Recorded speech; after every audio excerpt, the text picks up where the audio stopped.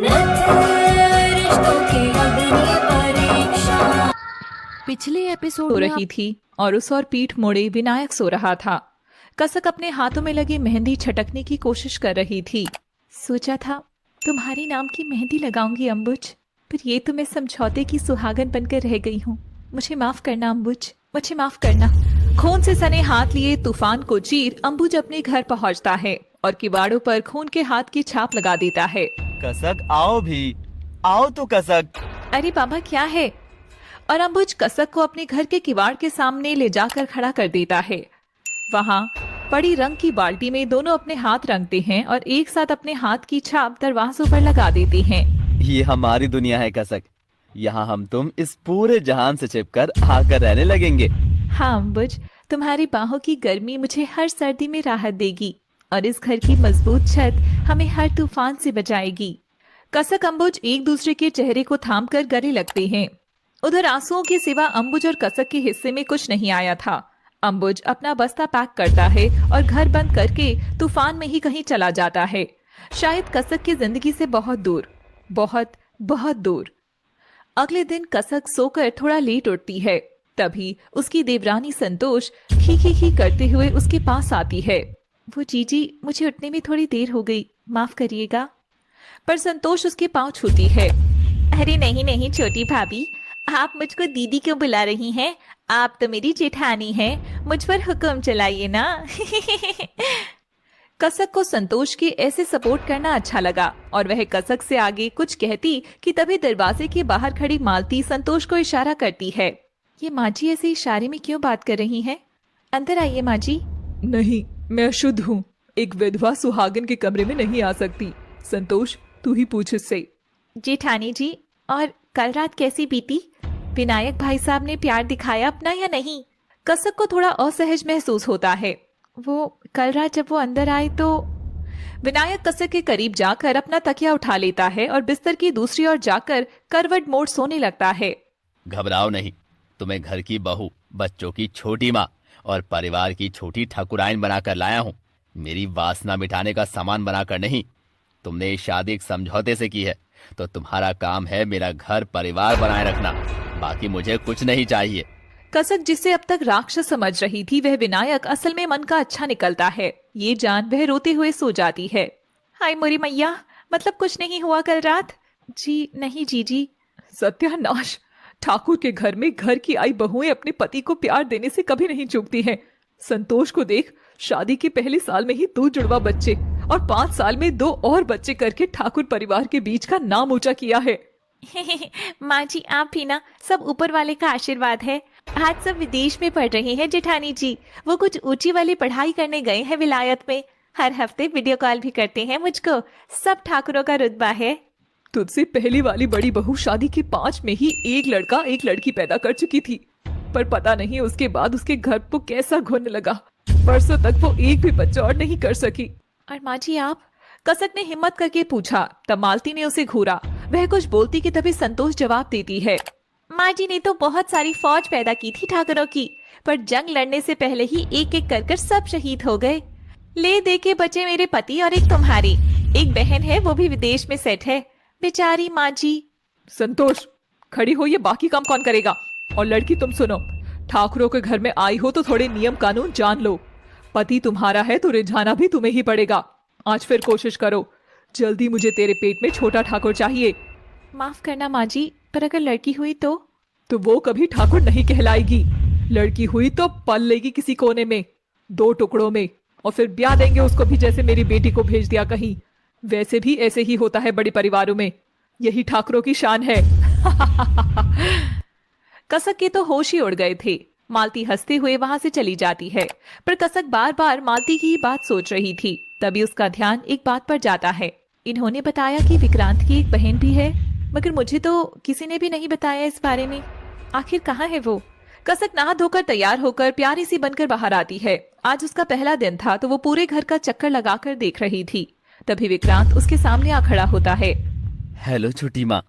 Hello Vikrant. और विक्रांत झुककर कसक के पांव की ओर बढ़ता है, तो ये देख कसक बड़ी खुश होती है। पैसों का महल होने के बावजूद भी ठाकुर साहब ने अपनी औलाद को संस्कार अच्छे दिए हैं। पर विक्रांत कसक के पाँव छूने की बजाय वहां एक मुट्ठी कॉकरोच डाल देता है। आह, आउच! कोई बचाओ, मुझे कॉकरोच से बहुत डर लगता है। लगना भी चाहिए डर। जो तू मुंह उठाकर इस घर में आई है ना, तुझे तो अपनी औकात से भी डर लगना चाहिए। क्यों? सही कहा ना छोटी माँ। माँ माय फुट। सुन मेरी बात लड़की, ये दौलत मेरी है, इसमें से तुझे कौड़ी नहीं लेने दूंगा, चाहे इसके लिए मुझे अपने बाप के खिलाफ ही क्यों न जाना पड़े। कसक विक्रांत का ऐसा रवैया देखकर एकदम डर गई थी। वह लंबी सांसें लेते हुए आगे बढ़ रही थी कि तभी अगले कमरे में आईने के सामने उसे अपनी ही उम्र की एक लड़की नजर आती है, जो सिर पर चुन्नी ओढ़े बहुत रो रही थी। ये जरूर विक्रांत की बहन होगी, माधुरी। इसमें मेरी क्या गलती है जो मैं एक लड़की पैदा हो गई? आज लड़की कहकर मेरा बचपन खराब कर दिया। कल शादी होकर अगर मैंने औलाद ना की तो यही सब मुझे बांझ कहेंगे, और अगर मैं विधवा हो गई तो नागन, सापन, डायन जैसे शब्द मुझे पुकारा जाएगा। इतना जुल्म क्यों भगवान? गौरी, दुर्गा, राधा, सीता, इन देवियों के तो हर रूप, हर पहलू को पूजा जाता है, जबकि वो भी तो आखिर औरत ही थी, क्योंकि उनमें थी उनकी दिव्य शक्तियां, इसलिए ना। कसक सब सुनकर माधुरी के करीब जाकर बोल पड़ती है। पर मेरा मानना तो ये है कि जो औरत सृजन कर सकती है, खुद में से नया जन्म दे सकती है, उस औरत से बड़ी दिव्य शक्ति और किसमें होगी? औरत होना अभिशाप नहीं है माधुरी, औरत होना भाग्य की बात है। यत्र नार्यस्तु पूज्यन्ते रमन्ते तत्र देवताः, अर्थात जहाँ नारी की पूजा नहीं, वहां तो देवता भी वास नहीं करते। तुम फिक्र मत करो माधुरी, तुम्हारा भी वक्त आएगा। मैं जानती हूँ तुम्हारे साथ क्या क्या बीती है। हर पल इस माटी के शरीर में कैद सही होगी तुमने। माधुरी कसक की बातें एक टक सुनते जा रही थी। तभी वह अपने सिर से दुपट्टा हटाती है और एक बहुत स्टाइलिश ड्रेस में जाती है। कसक ये देख हैरान थी। हो दादी अम्मा, बीच में काई को बोली तो? काई को? मैं मेरे प्ले की रिहर्सल कर रही थी और तुम यहाँ यत्र तत्र करने लग गई। ब्रो चिल, ये ज्ञान की जरूरत मुझे नहीं, शायद तुम्हें है। एंड व्हाट वक्त? मेरा वक्त तो यही है। After all I am Vinayak Thakur's daughter. कसक के तो होश उड़ गए थे माधुरी की बात सुन। माधुरी को देखकर तो कहीं भी नहीं लग रहा था कि इस पर यहाँ कोई लड़कियों वाला टॉर्चर हुआ है। क्या प्ले? नाटक ब्रो, नाटक। हिंदी समझ आती है ना? पढ़ी लिखी तो हो ना तुम, या मेरे डैड बस शोपीस का चीप सस्ता नकली माल उठाकर घर में ले आए हैं? तभी विक्रांत भी वहां आ जाता है और माधुरी के कंधे पर हाथ रख उसी की बात पर हंसता है। अरे माधुरी, ऐसे नहीं बोलते, ये हमारी छोटी माँ है, नई आई है तो ये प्यार जताने का नाटक कर हमारे हिस्से की जायदाद भी तो लेगी। Very smart lady. चलो पाँव छुए इनके। और माधुरी कसक के पाँव छूने के लिए हाथ बढ़ाती है और उसके पाँव में चिकोटी काट लेती है। कसक दर्द से बिलखकर रोती हुई बाहर आती है। पास खड़ा विनायक कसक की ओर देखता है। जानता हूँ मेरे बच्चों की हरकत होगी कुछ, पर वो मेरी औलाद है। हाँ, मुझसे थोड़ा दूर हो गए हैं, लेकिन ठाकुर परिवार से हमेशा जुड़े रहे। तुम्हें इसका ध्यान रखना होगा। उम्र में चाहे तुम उनसे छोटी हो, मगर अब माँ हो तुम उन दोनों की। चाहे उनकी खुशी के लिए तुम्हें रिमोट की तरह उनकी हर बात क्यों न माननी पड़े, पर मेरे बच्चों को कभी हर्ट न करना। कसक विनायक की बात सुनकर भी एकदम भौचक्की थी। कल रात में जो विनायक उसकी नजर में महान बना था, वो आज फिर से समाज का वही मर्द नजर आ रहा था जो घर के बाहर का स्टेटस तो बनाए रखता है, लेकिन घर के अंदर की सड़ांध उसे कभी नजर नहीं आती। कसक इस घर में एकदम अकेले पड़ गई थी। जब अपने प्रेमी के बजाय लड़कियां ब्याह दी जाती हैं किसी समझौते के साथ, तो उनका प्यार बरसता है फिर आंखों से। घर के किसी कोने या बाथरूम के फर्श पर। कसक भी बाथरूम के फर्श पर सिकुड़ कर बैठी थी। पास का नल चालू था ताकि उसके रोने की आवाज किसी को सुनाई ना दे। अम्बुज, अम्बुज, अम्बुज, ये क्या हो गया? उधर हवाई जहाज में चढ़ते हुए अम्बुज के कदम कसक की पुकार से एकदम ही रुक जाते हैं। वह पलटकर देखता है तो वहां कोई नहीं था और वह अंदर चला जाता है। प्लेन के दरवाजे बंद हो जाते हैं। उधर कमरे का दरवाजा खुलता है और कसक हाथ में दूध का ग्लास थामे सज धज कर आज फिर सांस और संतोष के कहने पर विनायक को रिझाने का प्रयास करती है, पर विनायक दूध पीकर पीठ मोड़कर सो जाता है।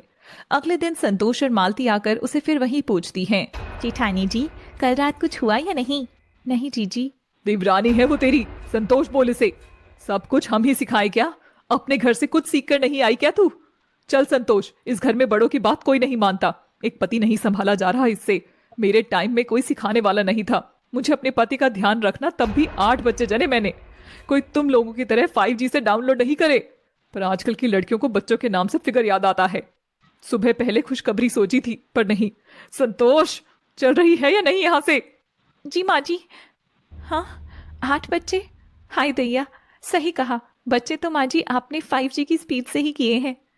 दिन बीतते गए। माधुरी और विक्रांत की बदतमीजियां अपनी छोटी माँ के साथ वैसी ही चल रही थी। वहीं विनायक आदमी अच्छा था मगर कसक का कभी पति नहीं बन सका। वह तो उसकी ओर प्यार नजर से देखता भी नहीं था। उधर संतोष और मालती हर तरह से कसक की कोख पड़ने के लिए कोशिश कर रही थी। और एक दिन कसक जब सुबह सो रही थी तब उसके पास खड़ी संतोष और मालती ने उसके मुंह पर पानी से भरी बाल्टी उड़ेल दी। कसक हड़बड़ाहट से उठती है और देखती है कि जो मालती कमरे में आने से मना कर रही थी वह उसके पास खड़ी है और कसक को इस तरह से क्यों उठाया गया था। माँ जी, क्या हुआ? महारानी जी चलिए बाहर आइए, आपको आपके सुंदर कर्म बताते हैं। कसक बिस्तर से उतरने के लिए जमीन पर पांव तो रख रही थी मगर आगे जो होने वाला था उसके बाद उसके पांव तले जमीन खिसकने वाली थी। कहानी जारी रहेगी।